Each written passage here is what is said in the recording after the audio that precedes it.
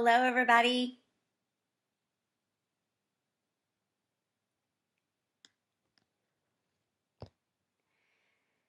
So, have you ever said something to somebody and got that deer in the headlights look, or has somebody ever misunderstood a text that you sent them?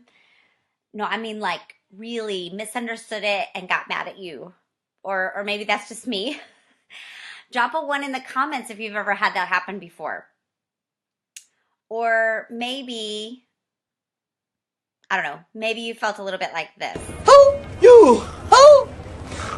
Do you understand the words that are coming out from my mouth? Don't nobody understand the words that are coming out of your mouth, man. Connor! Who died, Lee? You!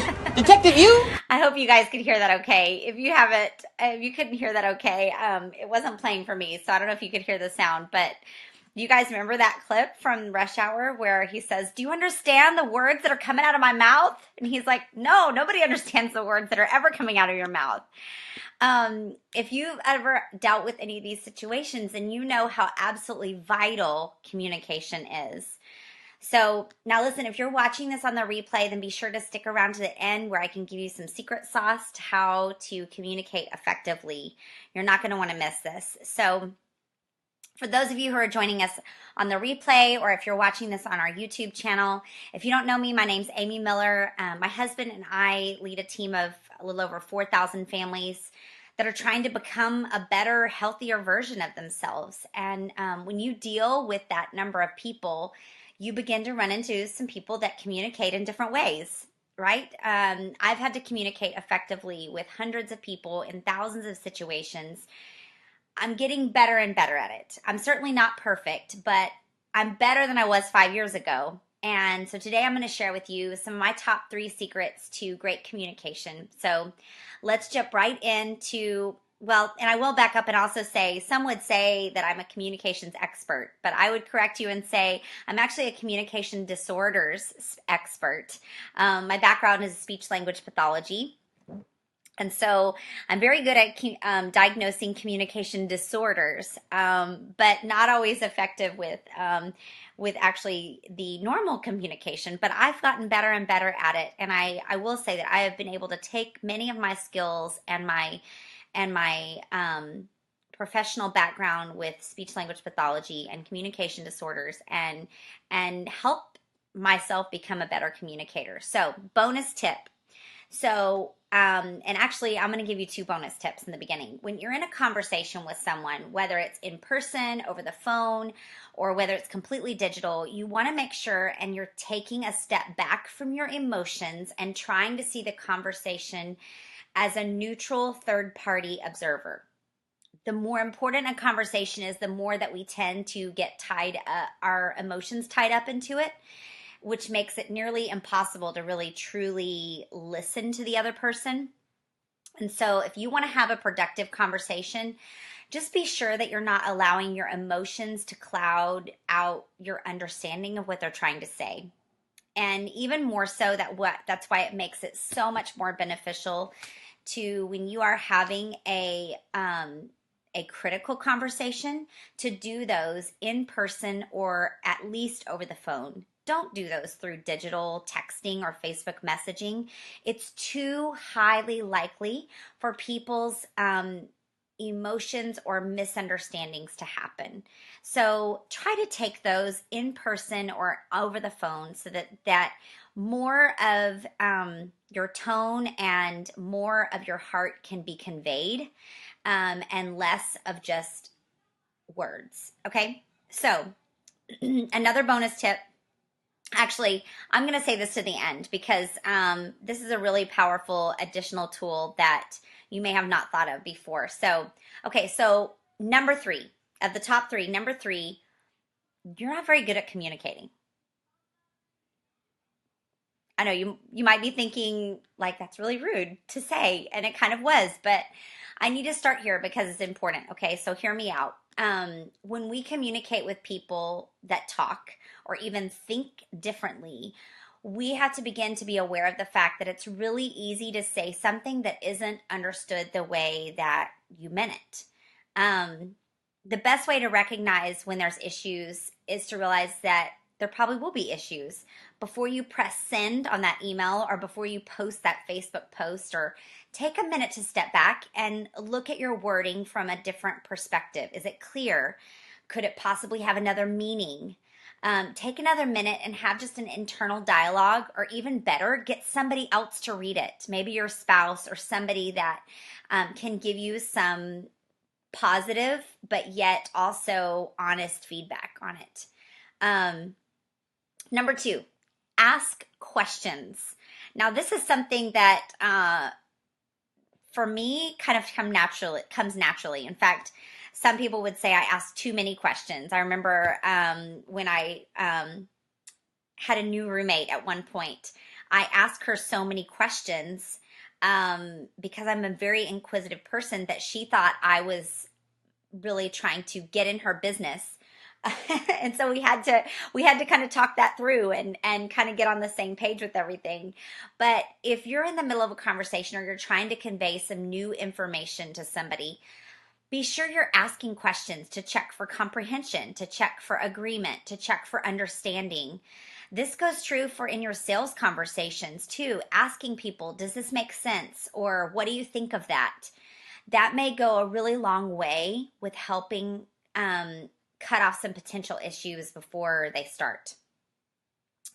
And if you're just jumping on here and you're listening right now and you missed the bonus tip at the beginning, be sure to go back and watch it again later. Okay, so, and my number one tip for effective communication in the business is listen. Listen. The biggest key to communicating well is to listen. I am preaching to myself here right now. Listen to what the other person is saying. Whether it is your customer, whether it is a fellow builder, whether it is someone who's expressing an interest in the business side. Some people would call this engaged listening. Okay, so drop a 2 in the comments if you've ever been in a conversation with someone and you knew beyond the shadow of a doubt that they weren't really interested in what you had to say. Okay, have you been there? Or maybe you've done that yourself. Communication is always a two-way street. And so with a little give and a little take. And so if you're not doing a good job of listening, then you're no longer communicating. You're just talking. And you're wasting everyone's time. So engaged listening is going to allow you to truly hear what the other person is saying and be empathetic towards the points that they're trying to make. Now, I know it seems like this maybe is kind of couched in the context of like an argument or a disagreement, but these principles that are things that we need to cling to anytime we're engaged in a conversation of any sort. Staying humble, staying teachable, asking questions for feedback, and truly listening are vital parts of being a good communicator.